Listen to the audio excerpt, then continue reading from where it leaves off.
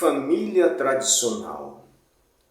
Como foi elaborado, como foi cultuado, introduzido esse conceito da família tradicional que nós temos atualmente muito presente em nossa cultura? De onde veio isso? Quando olhamos historicamente, as culturas que nos colonizaram, que nos condicionaram, que nos induziram a dizer o que era correto, o que era benéfico ou não, são principalmente um misto da cultura judaica com a cultura europeia, com a cultura romana, com a cultura da Igreja Católica. É um misto, uma salada de fruta de todos esses conceitos de estilo de vida que nos inspiraram, nos conduziram, nos condicionaram ao longo do tempo. Mas quando voltamos no passado, na cultura judaica, entre o povo hebreu, quando as mulheres eram vistas de uma certa forma socialmente como inferiores, e tudo que a mulher poderia muitas vezes ser era dona de casa ou meretriz. Porque não havia muitas formas da mulher se sustentar. Então o homem poderia ter quantas parceiras ele bem entendesse, quantas parceiras o seu dinheiro tinha condições de manter. Por exemplo, segundo a Bíblia, o homem mais sábio é quem? Jesus ou Salomão? Segundo a Bíblia, o homem mais sábio é Salomão. Salomão tinha 300 esposas oficiais, mais 300 concubinas, além das amantes eventuais, a exemplo da rainha de Sabá, que acredita-se com a qual ele teve um filho.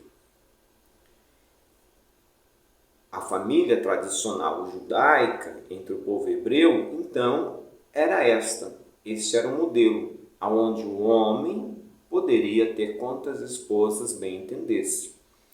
E os homens também tinham o hábito de se relacionar sexualmente com suas empregadas ou escravas. Porém, a mulher não.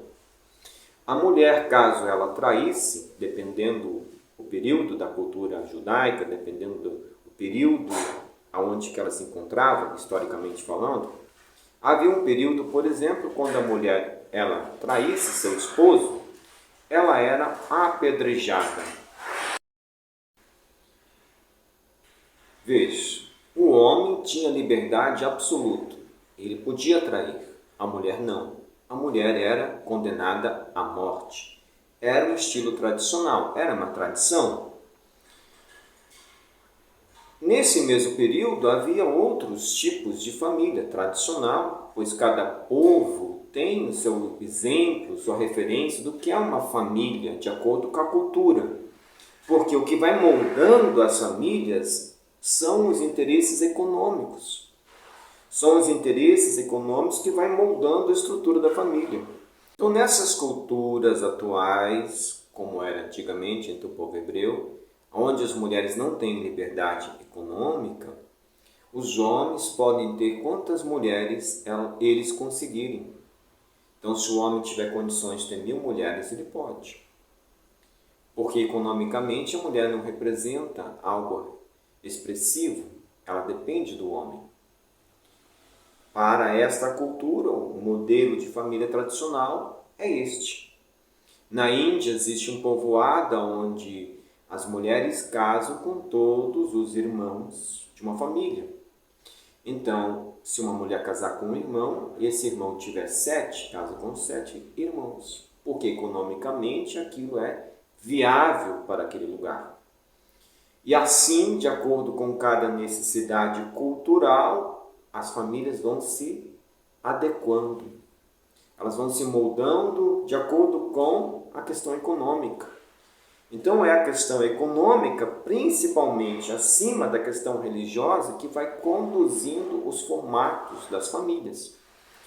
Hoje nós atravessamos um momento diferente, onde há uma liberdade e acesso ao dinheiro, ao trabalho, para todas as pessoas com todos os tipos de gostos ou percepções de vida, então naturalmente isso vai sofrer uma transformação. A ideia de família tradicional sofre uma transformação, como no passado sofreu transformações. Imagina, por exemplo, no passado, ou atualmente mesmo nas culturas influenciadas por um modelo econômico ou por também um misto de, entre aspas, religião, como é em alguns países onde a mulher não tem acesso à renda. Imagina você chegar para eles e dizer que está errado a forma deles de pensar, de agir, que aquele modelo de família não é o modelo que Deus aprova, ou que não é o modelo tradicional. No passado, se você chegasse para um hebreu e falasse o que você pensa hoje acerca da família, possivelmente iria discordar de você. Este modelo que foi sendo adequado para nós é um modelo que era mais adequado para as questões econômicas e até uma forma de controle social também. Por isso, esse modelo ele acabou prevalecendo. Mas o conceito monogâmico, na prática, essa ideia de monogamia, ela nunca existiu. Sempre o homem tinha liberdade absoluta. Antigamente, os homens, eles, por exemplo, contratavam meninas menores de idade e as famílias cediam devido à escassez de alimentos, muitas vezes, e esses homens se relacionavam com essas adolescentes menores de idade. E isto era aceito por todo mundo, ninguém questionava aquilo, nem os pais questionavam isso, nem as esposas questionavam isso, porque se pensava o quê? É uma necessidade do homem, o homem precisa se aliviar. Tinha aquele monte de prostíbulos, onde os homens às vezes passavam uma semana inteira, 3 dias, 2 dias, o final de semana nos prostíbulos, e era aceito culturalmente, enquanto a mulher ela estava mais restrita ao ambiente doméstico. A mulher precisava ali zelar pelas crianças, cuidar das crianças. Claro que as mulheres também, eventualmente, tinham seus encontros românticos com o cunhado, com o sogro, com o sobrinho, com o vizinho, com o leiteiro.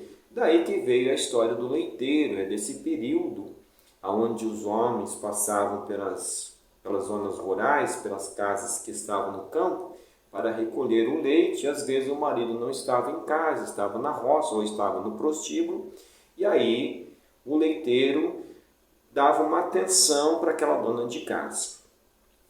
Este sempre foi o modelo na prática, sempre foi o estilo de vida na prática. Tinha uma imposição religiosa, mas uma imposição, acima de tudo, material, do domínio econômico, porque aquele estilo de vida era que dava melhor retorno às questões econômicas. Por isso que hoje não faz mais importância para o sistema econômico qual vai ser o tipo de formatação familiar, ou se as pessoas vão casar ou não. Já não é mais tão expressivo, tão necessário para o modelo econômico atual estas formas de se construir um conceito ou de elaborar a família. Porém, família, espiritualmente falando, quando foi que ela existiu de fato? Porque um conceito mais transcendente, família, seriam os seres que se amam, que se respeitam mutuamente, que têm uma fraternidade, que têm uma conexão espiritual. Em qual momento da nossa história humana este aspecto foi levado em conta? Porventura, as pessoas que hoje em dia defendem o modelo tradicional, eles verdadeiramente vivem de acordo com aquilo que defendem? Ou seja, será que eles respeitam a família? Será que as pessoas que são a favor desse modelo, conduzido atualmente pelas igrejas, porque é uma necessidade de manter o rebanho sob o controle? Mas as igrejas também estão se adaptando, como sempre fizeram. Hoje tem as igrejas mais abertas, mais liberais, as igrejas neopentecostais, as igrejas que já têm pastores que são homoafetivos, mulheres que também se relacionam sexualmente com mulheres, etc. e tal, essas mudanças todas que estão ocorrendo. Porque a igreja, como uma instituição que pensa no retorno financeiro, ela vai se adequando, ela vai se ajustando às mudanças culturais também. Mas voltando ao tema central. Em que momento nós, como sociedade, levamos em consideração aquilo que verdadeiramente tem importância? O amor, o respeito, a honestidade, a consideração. Que sentido tem eu defender um modelo, um padrão de família, se eu não sou honesto com as pessoas com as quais eu escolhi passar a minha vida? Que sentido vai ter a pessoa trair a outra e defender um estilo de vida que só existe no imaginário, só existe nesta convenção social, que é um modelo ilusório, aquilo que é conveniente, aquilo que é aceito pelos outros, que os outros não vão estranhar, que os outros não vão criticar, e até para nós podermos nos camuflar. Por exemplo, uma pessoa que ela é, digamos assim, um tanto quanto muito aberta a relacionamentos diferentes, às vezes ela precisa se esconder no rebanho, assumir uma posição dentro de um lugar onde que ninguém vai desconfiar dela. Um exemplo mais extremista, um pedófilo, ele vai procurar geralmente uma instituição religiosa, num lugar onde ninguém vai desconfiar dele. Ele vai sempre estar muito alinhado, vai ser sempre uma pessoa muito comportada, uma pessoa muito certinha, para que ninguém levante suspeita dele.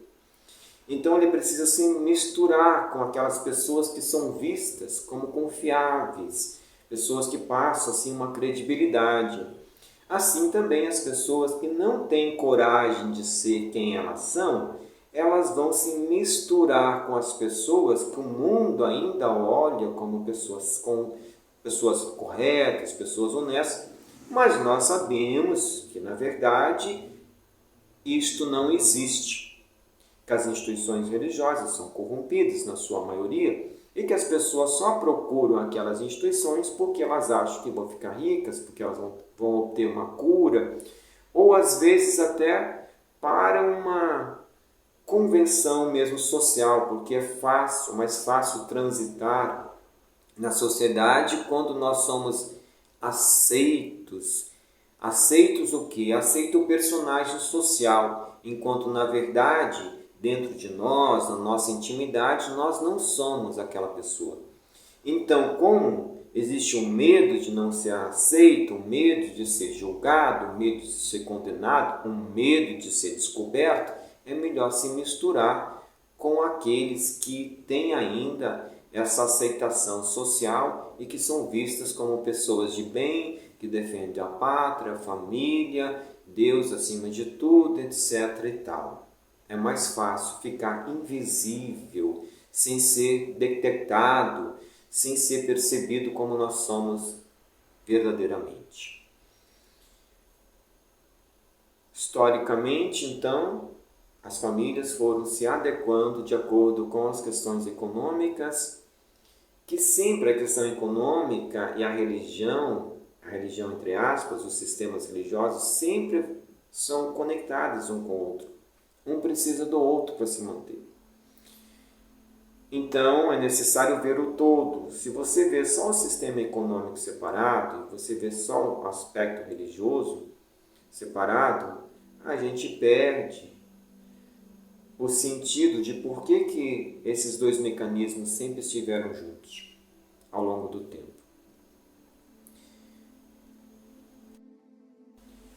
Hoje, essas questões que sempre nos conduziram, elas não são mais tão importantes assim, por causa das questões de mudança econômica. Neste momento, é necessário verdadeiramente achar um sentido para a família, entender o que de verdade é família. Entender o que é viver em família, viver realmente, viver com os outros, se expressar, ser autêntico, verdadeiro, ter realmente uma conexão emocional, espiritual com aquelas pessoas. E aí, diante da escassez de autoconhecimento, de personalidade, naturalmente vai vir os distúrbios, as perturbações, os desajustes emocionais que vão se refletir na família, na sociedade, porque aquilo que sempre foi moldado, sempre foi condicionado, já não tem mais tanta influência. E agora? Para onde vamos? Esta é a questão. Para onde vamos? O que vai ser de nós daqui para frente? Como nós vamos nos organizar socialmente? Como nós vamos nos organizar em família?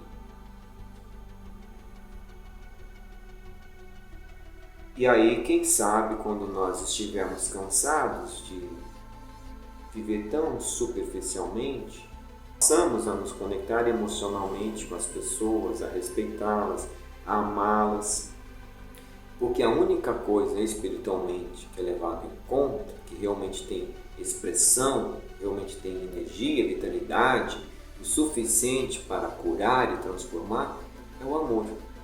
As convenções sociais, ou seja, o modelo, a forma como a sociedade se organiza, a forma como o mundo se organiza, aquilo que é conveniente, isso tudo, isso passa, desaparece. Como desapareceu aquelas famílias tradicionais antigas, que tinham um homem e várias mulheres. Claro, como lembramos recentemente, essas famílias, esse modelo de família ainda existe em países onde que há outros sistemas econômicos e outros sistemas religiosos. Mas para nós, hoje, o modelo tradicional é outro. Mas quando o modelo tradicional, o modelo mais adequado, vai ser um modelo baseado no amor, no respeito, na fraternidade, onde as pessoas vão se amar, se respeitar e crescer juntas. Porque nós estamos precisando disso, de amor, de nos amarmos, amar os nossos familiares e viver em equilíbrio dentro de casa com os nossos, para que a sociedade também seja uma sociedade mais amorosa e mais equilibrada. Afinal de contas, cada família é como fosse realmente uma célula de um corpo. Se as células adoecem, o corpo também adoece. Pensamos na família como algo verdadeiramente conectado por expressões amorosas e não de interesse, seja de interesses pessoais ou interesses sociais, que naturalmente, como não são verdadeiros, não são baseados em algo substancial, em algo real, acaba se dispersando, acaba se diluindo, acaba adoecendo e acaba desaparecendo, como tantas outras coisas já desapareceram, porque não eram verdadeiras, não estavam alinhadas com leis supremas. Paz e luz a todos nós, que assim seja.